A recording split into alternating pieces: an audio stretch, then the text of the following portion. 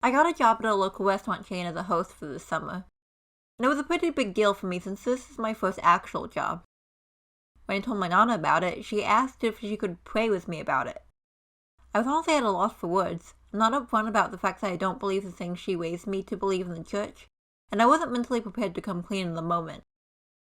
We just kinda sat there staring at each other until she let it go. Besides mentally panicking over potentially having to justify my non-belief, I could only think, does she think I'm incapable of doing this without some supernatural intervention? And was that how I used to think?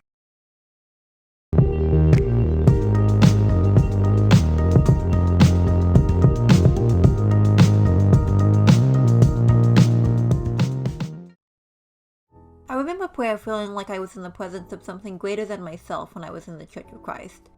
Especially during service, and everyone had their heads bowed, and the man from the pulpit was stretching it out by kissing God's ass, by glorifying God's name in every way he can think of. And a very common request that would be made during them would be for God to grant them strength. There's something that now rubs me the wrong way about praying for strength from God. It comes with a subtext that you're in some way deficient and need some higher power to make up for your shortcomings. And an odd amount of Facebook posts by current Church of Christ members seem to attribute any modicum of strength they have to God, even going as far as to say he's the only reason they made it this far in life, and that they need him every day. In fact, that same idea was in a lot of the hymns too, now that I think about it. I need thee every hour, most gracious Lord.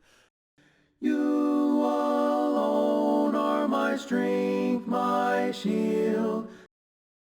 In Christ alone my hope is found. He is my light, my strength, my song. Looking back and seeing how sewn into the fabric of church life this sentiment was, it makes sense why so many were afraid of questioning their belief system, even when presented with reasonable holes in their logic. By challenging their idea of God, it feels like you're attacking what they've been conditioned to think of as the primary or only source of their strengths. If their God can be picked apart, their strengths can be picked apart. And if their strengths can be picked apart, well, what does that leave them with? Just themselves? Well, yeah. And would that be such a bad thing? You wouldn't have to limit what you can do to make yourself happy to only what that God will allow you to do. You could have autonomy over your own body instead of using it to pay a debt you owe just by virtue of being human.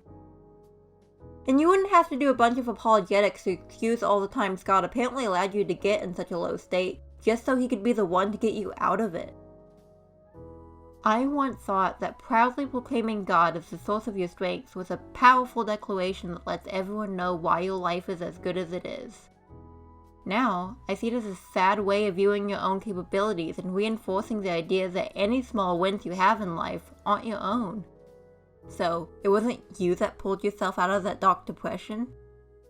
It wasn't you who got that job? It wasn't you who decided to keep going one more day? Even if you do believe in a God, why does it necessitate that you denigrate yourself in order for that God to stay so mighty? And if you do believe he is loving enough to give you strength when you need it, why is he not loving enough to let you be strong on your own? If God was just another human being, we'd probably call a relationship where you can't continue living without them dangerously codependent. So, why romanticize having this type of relationship just because it's with God? Because he's gracious enough to let you continue breathing? Sounds like an extremely low bar one would have for an abusive partner. It's not wrong to give yourself credit for getting out of a dark time by implementing a healthy coping skill you decided to keep up with. Or for getting that new job because you worked hard to build up your resume and connections. Or for continuing one more day despite wanting to give everything up because you found a reason to. You deserve credit for your strengths. Don't let anyone, even God, take that away from you. Thanks for listening to me talk and stuff.